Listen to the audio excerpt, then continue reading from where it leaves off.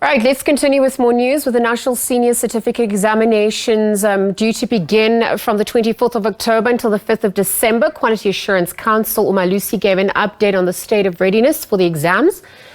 Let's take a look at what it further says. Umalusi says that they're ready to monitor and moderate the 2024 Senior Certificate Examinations, but some issues have raised concerns. They include load shedding affecting learners, the security of exam papers, and the examination process. The possibility of exam papers also being leaked. The CEO has raised concerns over the unlawful sale of the National Senior Certificate by fraudsters. He's issued a stern warning against those who plan to cheat or disrupt the system. Right, so for more on this, we're going to be joined via Teams by Vanessa Le Roux. She is the founder of an organization called Parents for Equal Education South Africa. The organization aims to advocate for an equal education system in South Africa and uphold the basic right to education for every child in the country. Vanessa, good afternoon, and thank you for your time with us here on the SABC. Hi, good afternoon, Liesl, and good afternoon to your viewers. Vanessa, we're just looking at the state of readiness. Perhaps you could help us paint the picture from your organization's point of view. What are also some of the concerns that arise? Liesl, some of the concerns that arise yesterday that we've managed to find out about the number of learners or children that's supposed to be in school equals between the age of 5 and 24, which includes matriculants. In the country, over 5.2 million children is not in school. And the DBE and higher education was aware of these stats, which is concerning. So I'm asking as a parent and as an activist, if government was aware of this, if basic education, I would assume Umalusi would be aware of the statistics because it's not something new. How do they then say they are ready for these for the national exams? I think we, as a country, we became comfortable with leaving those behind, leaving the issues behind that we don't want to deal with. And more than once, it's most of the time, majority of the time, it's only issues affecting poor learners. So we are asking at this point, education is not in a problematic state anymore. It's in crisis. It's in total ICU. If government have become so comfortable with 5.2 million learners in this country that's not receiving an education, that is a basic right, and they are transferring the responsibility to communities and to parents. However, we know that they themselves are being found on the wrong side of the law because they are the ones that's not providing education for these children. Vanessa, thank you for those sentiments, because the next question is, in your view, how is this going to affect the results ultimately that will be coming through? You've spoken about the disparities between public and private schools as well.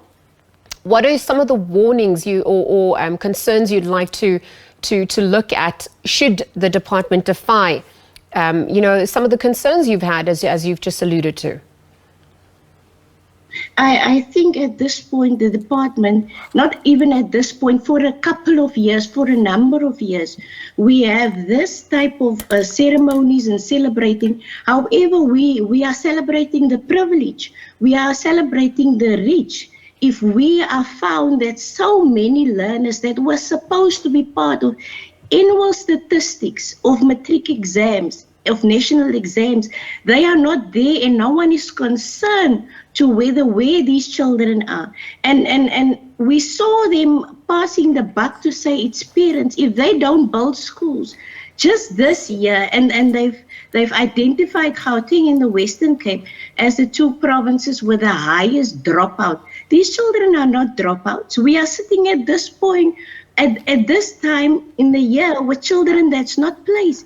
In January, we will sit with over 20,000, up to 30,000, and these are entry level, whether it's primary school or high school, is grade 1 and grade 8. That's our crisis grades.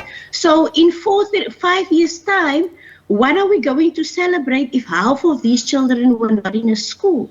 So when are we going to hold government, Umalusi themselves, accountable to ask, who are you celebrating? You are celebrating the rich and the privileged, and you have no concern leaving those poor, disadvantaged children behind. Vanessa, thank you for those pertinent questions.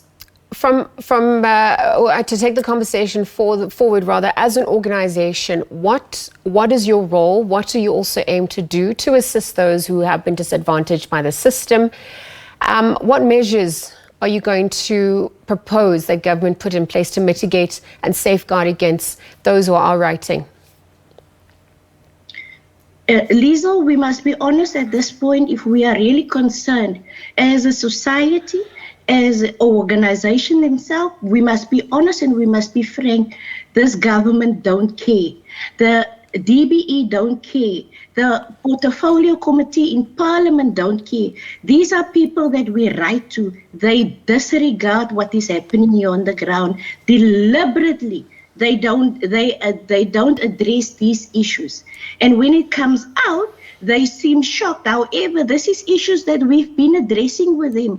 We've asked them over and over, year after year, intervene in the Western Cape. We have problems in the Western Cape where children don't attend school, not because they don't want to, because there is no schools for them, and they just disregard. They have this excuse that the DBE can't intervene in provinces. I'm asking, as an activist, so what's the purpose of the DBE?